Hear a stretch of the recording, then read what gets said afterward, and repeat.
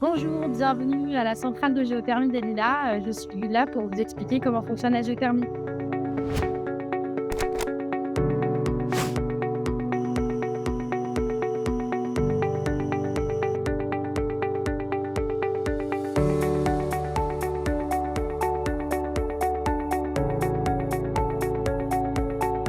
La géothermie, c'est le fait de puiser l'eau qui se trouve dans le sous-sol, en tout cas ses calories, pour produire du chauffage et de l'eau chaude sanitaire.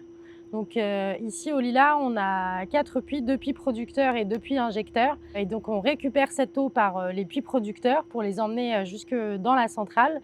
Et ensuite, on va les réinjecter via les puits injecteurs. Donc là, vous avez un des puits producteurs. Donc c'est via ce puits que l'eau est puisée. L'eau, elle est puisée à environ 1600-1800 mètres de profondeur. Donc l'eau qu'on a puisée arrive en centrale et donc elle est à l'intérieur de ces tuyaux. Donc c'est une eau qui arrive à environ 60 degrés.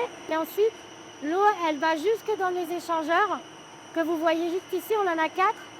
Et on récupère les calories, donc la chaleur de l'eau qu'on a puisée, qui va permettre de réchauffer l'eau qui alimente nos différents abonnés.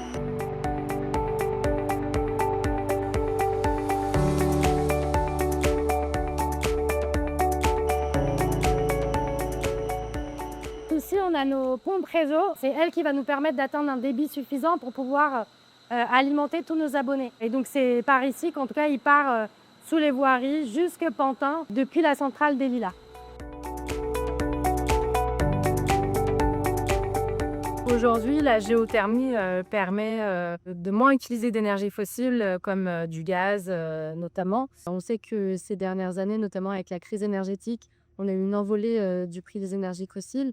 La géothermie, aujourd'hui, c'est une énergie qui est disponible en Île-de-France, juste sous nos pieds. Ça nous permet en tout cas de ne plus avoir à dépendre de pays extérieurs. Aujourd'hui, grâce au réseau de géothermie, nos abonnés font des économies.